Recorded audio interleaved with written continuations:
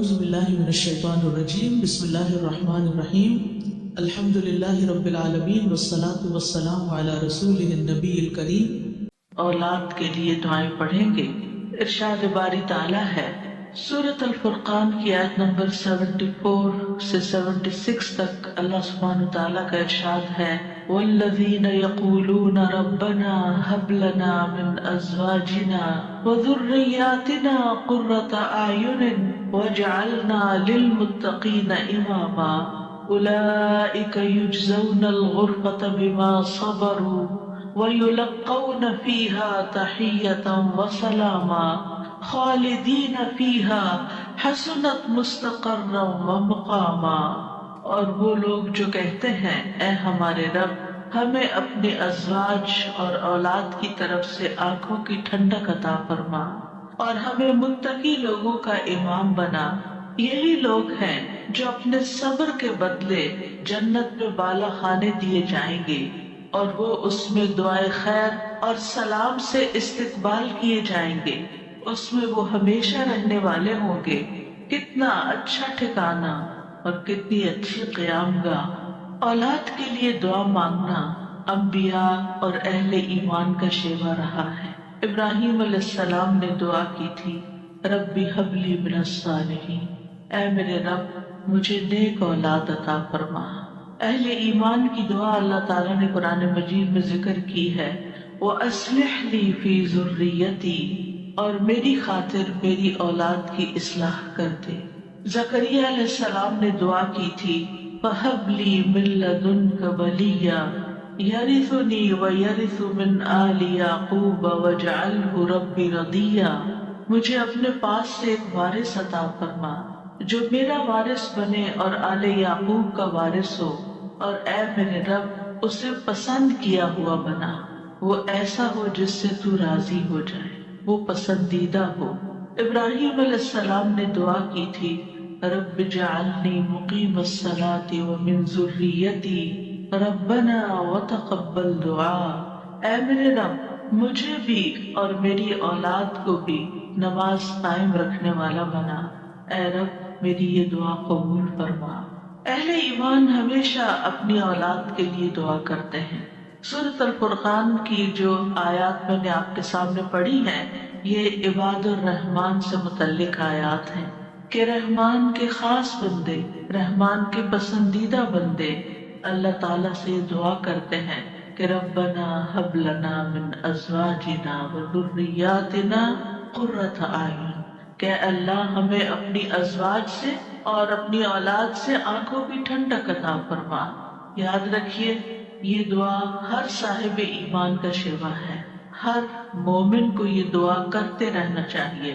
چاہے ہماری اولاد نیک ہی کیوں نہ ہو، چاہے وہ فرما بردار ہی کیوں نہ ہو، چاہے وہ قرآن کی حافظ ہی کیوں نہ ہو، چاہے وہ دین کی عالم ہی کیوں نہ ہو، پھر بھی یہ دعا مانگتے رہنا چاہیے، اس لیے کہ دل رحمان کی دو انگلیوں کے درمیان ہوتا ہے، وہ جیسے چاہے انہیں پھیر سکتا ہے۔ ہمیں نہیں معلوم کہ آج اگر ہماری اولاد دین پر ہے تو کل اس کا مستقبل کیا ہوگا، اس لیے کبھی بھی اس بارے میں بے فکر نہیں ہونا چاہیے۔ نیک سے نیک ترین اولاد بھی ہو، تہجد گزار بھی ہو، صائم اور قائم ہو، لیکن پھر بھی دعا کرتے رہیں۔ اگر آپ کی اولاد نیک ہے تو آپ کی دعائیں ان کی نیکی میں استقامت اور اضافے کا سبب بنے گی، یعنی وہ مزید نیک بنے گی، ان کے اندر مزید استقامت آئے گی، اور پھر اسی طرح ان کا ایمان بھی بڑھے گا۔ اور اگر وہ نیک نہیں ہے اور اگر وہ آپ کی آنکھوں کی ٹھنڈک نہیں ہے تو اس دعا سے انشاءاللہ وہ آپ کی آنکھوں کی ٹھنڈک بنے گے۔ تو ہم سب کو بھی یہ دعا کرتے رہنا ہے کہ اے اللہ ہماری اولاد کو نیک بنا اور ان کو متقین کا امام بنا، یعنی تقوی والوں کی صحبت میں ہو اور تقوی والوں میں بھی سب سے آگے ہو، تقوی والوں کو بھی مزید لیڈ کرنے والے ہوں، ان کی رہنمائی کرنے والے ہوں، اور پھر یہ کہ وہ ہماری آنکھوں کی ٹھنڈک بھی ہوں، یعنی جہاں وہ رب کے پسندیدہ ہوں وہاں وہ ہمارے لیے بھی باعث سکون ہو۔ اس کے ساتھ ساتھ انسان کے لیے لازم ہے کہ وہ اپنی اولاد کی نیک تربیت بھی کرتا رہے، کیونکہ تربیت کی کوشش کرنا جو ہے ایک صبر آزما کام ہے۔ اسی لیے اس آیت کے بعد جو آیت آتی ہے اس میں صبر کرنے والوں کی جزا جنت میں غرفہ بتائی گئی۔ عربوں کے ہاں گھر کے اندر جتنے بھی کمرے ہوتے ہیں ان میں سے سب سے بہترین کمرہ غرفہ کہلاتا ہے، یعنی سب سے اعلیٰ ترین درجہ۔ تو جنت میں بھی جب غرفہ کی بات ہے تو اس سے مطلب کوئی ہائی رائز بلڈنگ نہیں ہے، کیونکہ وہ ایک جگہ پر آتا نا کہ غرفات پر غرفات مبنیہ ہوں گے، تو اس سے مراد یہ ہے کہ جنت کے اعلیٰ ترین مقامات اللہ تعالیٰ ان کو عطا کرے گا، جو صبر کے ساتھ تربیت بھی کرتے رہیں گے اور صرف اپنی تربیت اور اپنی کوشش کو کافی نہیں سمجھیں گے بلکہ اللہ تعالیٰ سے دعا بھی کریں گے۔ اور بہت دفعہ ایسا بھی ہوتا ہے کہ ہم تربیت میں پوری کوشش کر لیتے ہیں لیکن اس کا اثر اولاد میں نظر نہیں آتا، اولاد آپ کی ایکسپیکٹیشن پہ پوری نہیں اترتی، آپ جیسے ان کو دیکھنا چاہتے ہیں ویسے وہ نظر نہیں آتے۔ کیا ہم نوح علیہ السلام کی تربیت پہ کوئی شک کریں گے؟ ان کے 4 بیٹے تھے جن میں سے 3 بہترین بیٹے ثابت ہوئے، لیکن ایک بیٹا اپنے ہی راستے پر چل نکلا۔ اس میں انسان کی کوشش اگر ہو اور انسان کے بس میں ہو اولاد کی اصلاح تو وہ سبھی کو سیدھا کر کے رکھ دے، لیکن یاد رکھیے کوشش ہماری، دعا ہماری، اور اس میں اثر ڈالنے والا اور اس کو ہماری آنکھوں کی ٹھنڈک بنانے والا صرف اور صرف ہمارا رب ہے۔ اس لیے مومن صرف اپنی کوششوں پہ بھروسہ نہیں کرتا بلکہ وہ اپنے رب کو پکارتا رہتا ہے۔ اور پھر عام طور پر یہ ہوتا ہے کہ ہم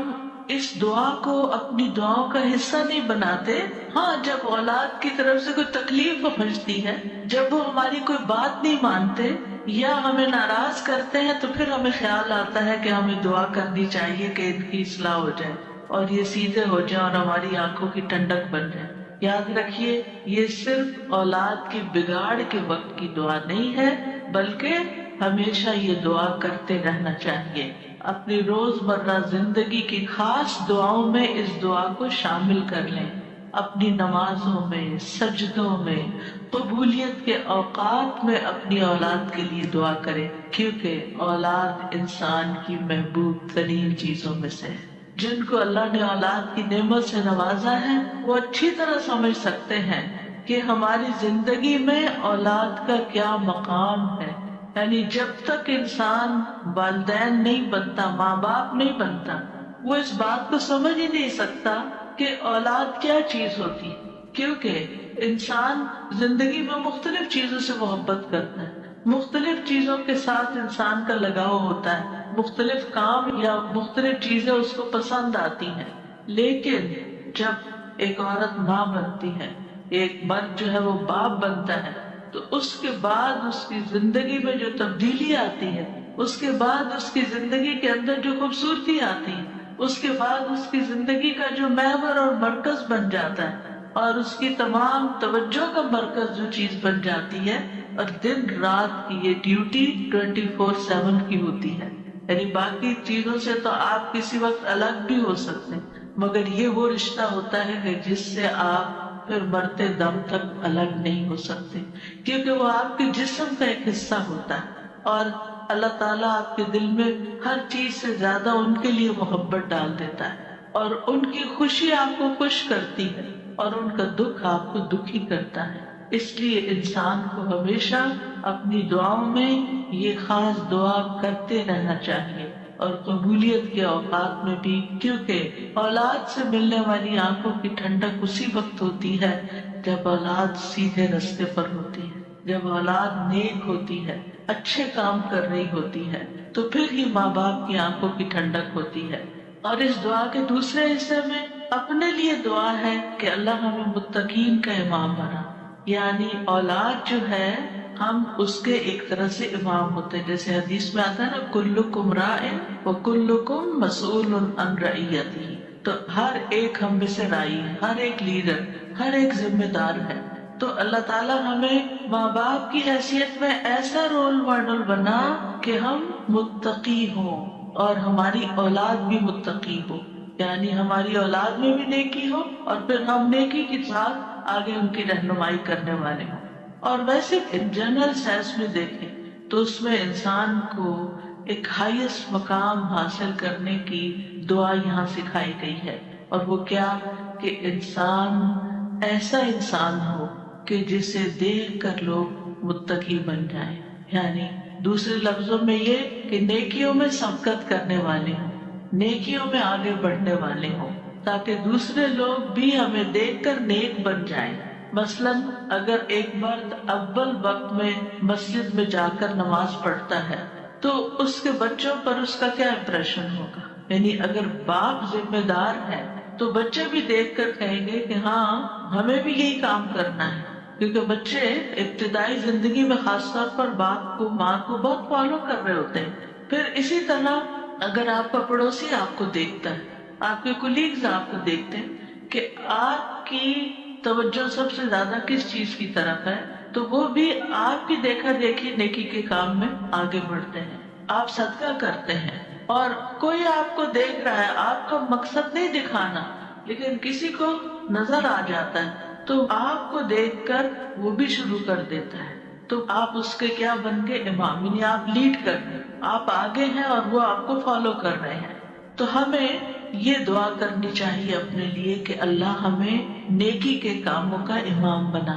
متقین کا امام بنا۔ تو یہاں ہم دیکھتے ہیں کہ یہ عباد الرحمن کی صفات میں سے ایک صفت ہے، اور وہ کہتے ہیں والذین یقولون ربنا ہب لنا۔ ہب کا لفظ جو ہے یہ ہبہ سے ہے، اور ہبہ کہتے ہیں بلا معاوضہ کوئی چیز دینا۔ یا رب ہم نے کچھ کیا نہیں، لیکن تو اپنے پاس سے ہمیں عطا فرما، اپنی خاص رحمت سے ہمیں یہ عطا فرما۔ من ازواجنا، ازواج کا لفظ جو ہے یہ زوج سے ہے، جن اور حیوانات ان سب میں نر اور مادہ پایا جاتا ہے جو ہر ایک دوسرے کا زوج کہلاتا ہے، یعنی عورت کے لیے بھی یہ لفظ استعمال ہوتا ہے اور مرد کے لیے بھی استعمال ہوتا ہے۔ اگر مرد یہ دعا کریں گے تو اپنی بیویوں کے لیے کریں گے کہ ہماری بیویاں ہمارے لیے آنکھوں کی ٹھنڈک ہو، اور اگر عورتیں یہ دعا کریں گی تو ان کے ازواج ان کے خاوند ہوں گے کہ ان کو ہمارے لیے آنکھوں کی ٹھنڈک بنا۔ اور ذریات سے مراد ذریت جو ہے صرف اولاد نہیں ہوتی، اولاد کی اولاد بھی ذریت کہلاتی ہے، کیونکہ آپ نے دیکھا ہوگا کہ جب آپ اپنی اولاد کے لیے دعا کرتے ہیں اور وہ کسی قابل ہوتی، بڑی ہوتی، پھر ان کے بچے پیدا ہوتے ہیں تو بعض اوقات اپنے بچوں سے زیادہ بچوں کے بچے پیارے ہو جاتے ہیں، اور اگر وہ نیک بنتے ہیں تو ہمیں آنکھوں کی ٹھنڈک نصیب ہوتی ہے، اور اگر بچوں کے بچوں میں کوئی بگاڑ آ جائے تو آپ ایکولی دکھ اور تکلیف میں مبتلا ہو جاتے ہیں۔ تو اس لیے یہ بہت جامع دعا ہے کہ ہم صرف اپنے لیے نہیں، اپنے بچوں کے لیے نہیں، بلکہ اپنی نسلوں کے لیے دعا کر رہے ہوتے ہیں۔ تو ربنا ہب لنا من ازواجنا وذریاتنا، اور ذریات میں قرۃ اعین، آنکھوں کی ٹھنڈک۔ آپ کو معلوم ہے کہ آنکھیں ٹھنڈی بھی ہوتی ہیں اور گرم بھی ہوتی ہیں۔ آنکھوں سے جب آنسو بہتے ہیں، خوشی کے آنسو بہیں تو آنکھیں ٹھنڈی ہوتی ہیں، اور اگر غم کے آنسو ہوں تو آنکھیں گرم ہو جاتی ہیں۔ تو آنکھوں کی ٹھنڈک کا مطلب ہے خوشی، مسرت، اور پھر یہ کہ آنکھوں کی ٹھنڈک ہو تو انسان کو سکون رہتا ہے، نیند بھی سکون سے آتی ہے۔ کہ بچوں کی طرف سے اگر انسان کو بے فکری ہو کہ وہ اچھے کام کر رہے ہیں، اچھی جگہ پر ہیں، سیف ہینڈز میں ہیں، تو انسان کے بہت سے غم، دکھ، پریشانیاں ختم ہو جاتی ہیں، وہ بے فکر ہو جاتا ہے۔ اور پھر اسی طرح یہ ہے کہ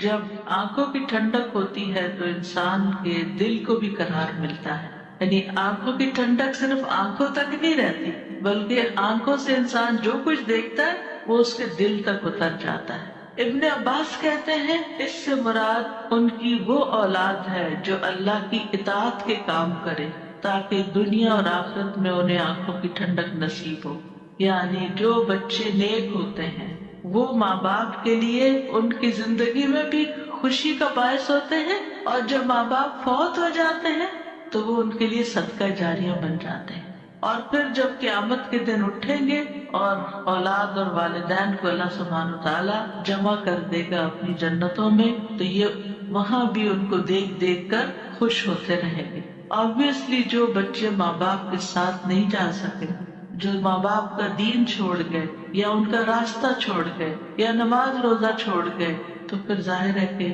وہ بچے چاہے دنیا میں کتنے بھی کامیاب کیوں نہ ہوں، وہ آخرت میں ساتھ نہیں ہوں گے۔ تو اس لیے جب یہ دعا کرتے ہیں تو اس میں ان کی ہدایت اور صلاح کی دعا بھی آ جاتی ہے۔ یعنی یہاں اس دعا سے مراد صرف بچوں کا ظاہری حسن اور خوبصورتی اور ان کی دنیا کی کامیابیاں اور دنیا میں ان کا مال و دولت کمانا، یہ بھی ٹھیک ہے، خوشی کی بات ہوتی ہے۔ بچہ خوبصورت ہو تو ماں باپ کو بہت اچھا لگتا ہے، بچہ اگر کامیاب ہو، کوئی ڈگری کر لے تو ماں باپ کو بہت اچھا لگتا ہے، بچے کو اچھی جاب مل جائے تو ماں باپ بہت خوش ہوتے ہیں۔ اور جو ماں باپ صرف دنیا کے لیے جیتے ہیں اور جن کا مطلب اور مقصد، ایم اور گول صرف دنیا کمانا ہوتا ہے، وہ انہی باتوں پر خوش ہوتے رہتے ہیں۔ لیکن جو اہل ایمان ہوتے ہیں ان کی خوشی صرف اس چیز میں نہیں ہوتی، ان کی خوشی اولاد کی نیکی میں ہوتی ہے کہ ہماری اولاد نیک ہو۔ تو جب ہم یہ کہتے ہیں کہ ہمیں آنکھوں کی ٹھنڈک عطا کر، تو اس سے مطلب یہ ہوتا ہے کہ اللہ وہ تیرے اطاعت گزار ہوں، فرما بردار ہوں، خیر اور بھلائی کے کاموں میں آگے جانے والے ہوں، اللہ کی عبادت اچھے طریقے سے کرنے والے ہوں، گناہوں اور حرام کاموں سے بچنے والے ہوں۔ اور وَجَعَلْنَا لِلْمُتَّقِينَ إِمَامًا، کہ اللہ ہمارے ماتحت جتنے بھی لوگ ہیں وہ سب متقی ہوں۔ یعنی ایک طرف اولاد کے لیے دعا اور دوسری طرف ان لوگوں کے لیے جو ہمیں فالو کرتے ہیں یا جن کے اوپر ہم ذمہ دار بنائے گئے ہیں، کہ یا اللہ ان کے اندر بھی تقویٰ پیدا کر دے۔ یعنی ہماری اولاد تو نیک ہو، لیکن آپ کے ساتھ جو لوگ کام کر رہے ہیں، جن کے آپ ذمہ دار ہیں، مثلا اگر آپ استاد ہیں اور آپ کے شاگرد ہیں، یا آپ ایک لیڈر ہیں، کمیونٹی لیڈر ہیں اور آپ کے بہت سے فالوورز ہیں، یا اسی طرح اور جو بھی کام آپ لیڈرشپ رول میں کرتے ہیں، تو یا اللہ جو لوگ آپ کی جو ٹیم ہے، یا اللہ اس کو بھی متقی بنا دے، اس کے اندر بھی اپنی محبت پیدا کر دے۔ کتنی خوبصورت دعا ہے۔ ظاہر ہے کہ انسان انہی لوگوں کے ساتھ ہوتا ہے، یا تو گھر میں ہوتا ہے یا باہر کام پر ہوتا ہے۔ جب گھر میں ہوتا ہے تو کیا ہوتا ہے، بیوی اور بچوں کو دیکھ کر انسان اپنی آنکھیں ٹھنڈی کرتا ہے، اس کو ایک پرسکون ماحول ملتا ہے۔ اور جب وہ گھر سے باہر ہوتا ہے، اپنی جاب پر ہوتا ہے، اپنی ٹیم کے ساتھ ہوتا ہے، تو ان کی نیکی، ان کا اخلاق، ان کا تقویٰ دیکھ دیکھ کر اس کی آنکھیں ٹھنڈی ہوتی رہتی ہیں۔ سنسیئر مخلص ساتھیوں کا مل جانا یہ اللہ تعالیٰ کی بہت بڑی نعمت ہوتی ہے۔ اور پھر آپ دیکھیے کہ یہ نہ صرف ان کے تقویٰ کی دعا ہے، بلکہ جو خود متقی بننے کی خواہش رکھتا ہوگا وہی چاہے گا کہ اس کے ساتھی اور اس کے ماحول کے لوگ اور اس کے آس پاس کے لوگ تقویٰ والے ہوں۔ اور یہ معنی بھی اس کا بنتا ہے کہ یا اللہ تو ہمیں اتنا تقویٰ عطا کر کہ ہم متقین کے امام بن جائیں، یعنی ان متقین میں سے بھی سب سے آگے ہو تقویٰ۔ للمتقین اماما، یعنی ہمیں ہدایت کا امام بنا،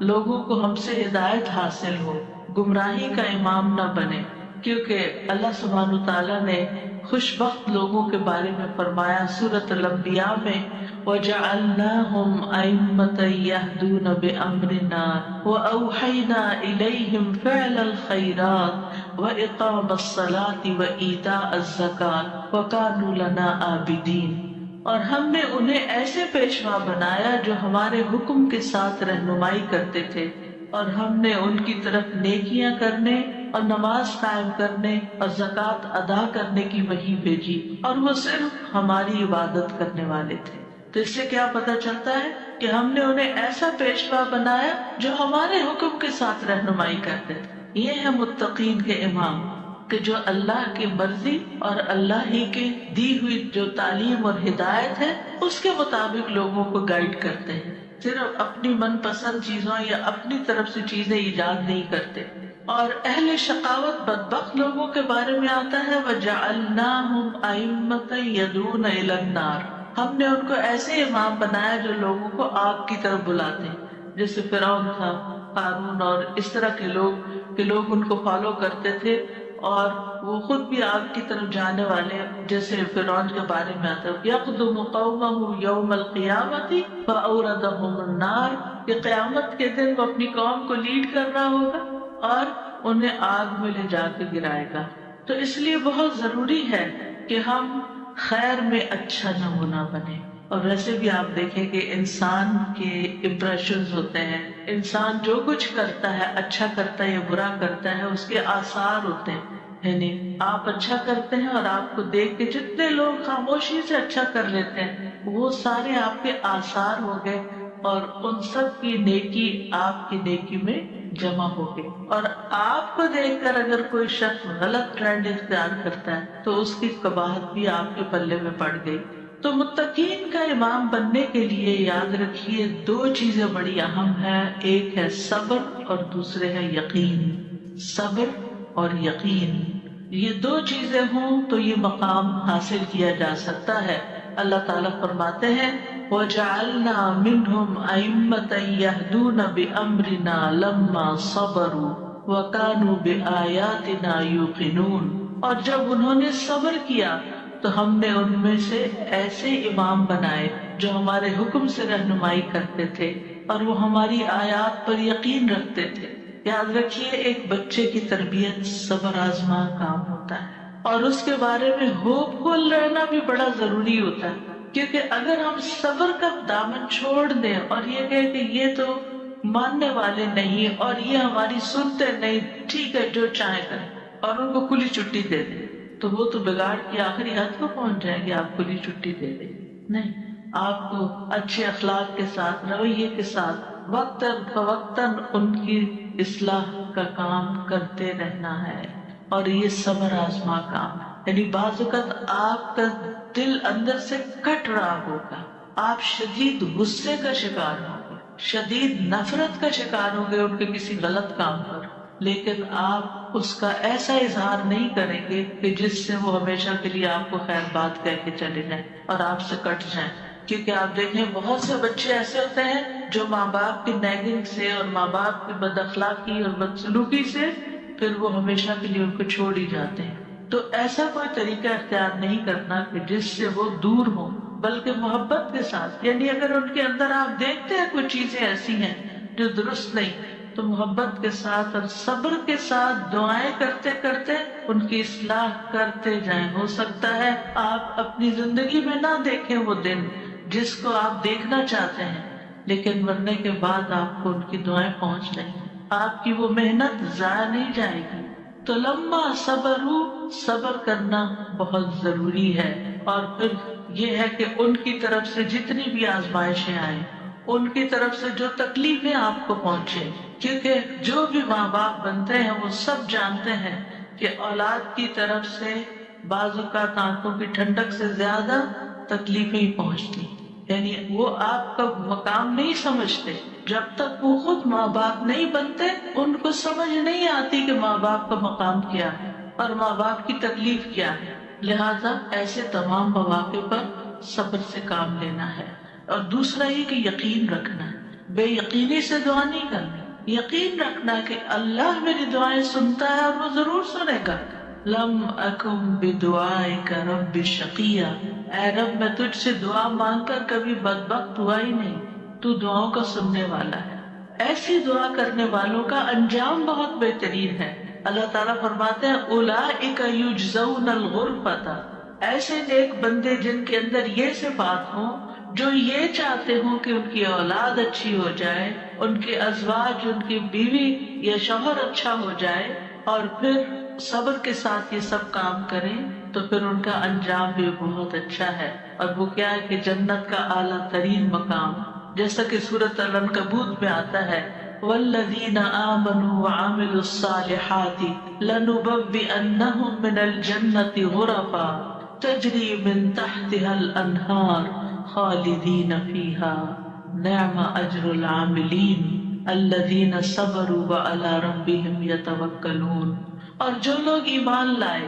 اور انہوں نے نیک کام کیے، ہم انہیں ضرور ہی جنت کے اونچے گھروں میں جگہ دیں گے۔ یعنی بہترین مقام پر جگہ دیں گے، جن کے نیچے سے نہریں بہتی ہیں، یعنی اوپر جب ہوتا ہے تو نیچے کا سین زیادہ بہتر نظر آتا ہے، ہمیشہ ان میں رہنے والے ہیں۔ دنیا میں آپ اگر کوئی ایسی جگہ پر، کسی سی سائڈ پر، کسی بہترین سینری اور گرینری کے مقام پر، اونچی کسی ہائیسٹ فلور پر پینٹ ہاؤس خرید بھی لیں، رہ بھی لیں، لیکن آپ کو ہر وقت دھڑکا لگا رہتا ہے کہ پتہ نہیں کب دنیا سے چلے جانا ہے، یا اگر رینٹ پر رہ رہے ہیں تو پتہ نہیں کب یہاں سے نکلنا پڑ جائے، تو آپ پوری طرح انجوائے نہیں کر سکتے۔ یعنی انسان جتنا بھی چاہے دنیا میں کمپلیٹ انجوائمنٹ ہے ہی نہیں، کیونکہ اس کے ساتھ کئی مسائل اور کئی مشکلات ہوتی، لیکن آخرت میں بلند ترین مقامات میں فرمایا خالدین فیہا، وہ اس میں ہمیشہ رہیں گے، نکلنے کا، اس کو چھوڑنے کا، اس کے خراب ہونے کا، اس کی مینٹیننس کا کوئی فکر ہی نہیں ہے، صرف انجوائمنٹ ہی ہے۔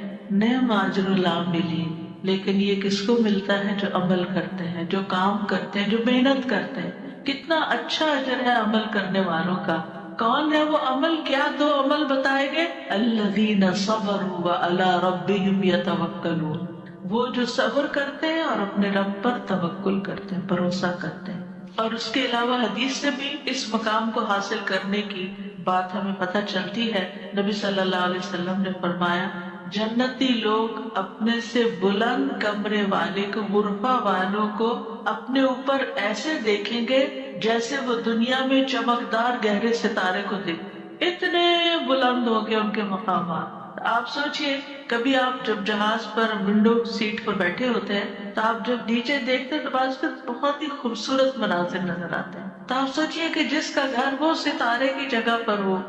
اتنا بلند مقام اس کو مل چکا ہو، تو پھر اس کو کیا کچھ نظر نہیں آئے گا نیچے۔ فرمایا کہ جس طرح وہ دنیا میں چمکدار گہرے ستارے کو دیکھتے ہیں جو آسمان کے مشرقی یا مغربی کنارے میں بہت دور ہوتا ہے، ان میں سے ایک دوسرے سے افضل ہوگا۔ لوگوں نے عرض کیا یا رسول اللہ یہ تو انبیاء کے محل ہوں گے جنہیں ان کے سوا اور کوئی نہ پا سکے گا۔ آپ نے فرمایا نہیں، اس ذات کی قسم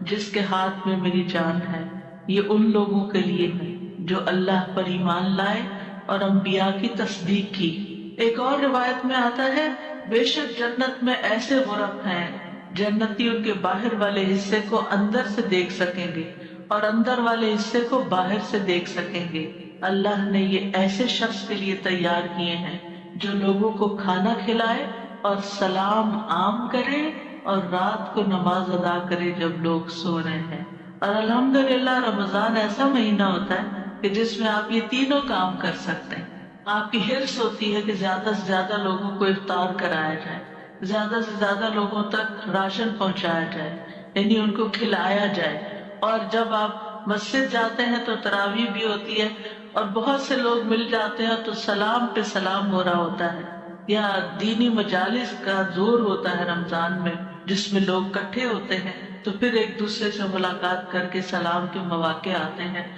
اور یہ صرف رمضان ہی کے لیے نہیں ہے بلکہ سارا سال انسان ایسے کاموں کی رغبت رکھے، ایسے کاموں سے محبت کرے۔ اور ان کی جنت میں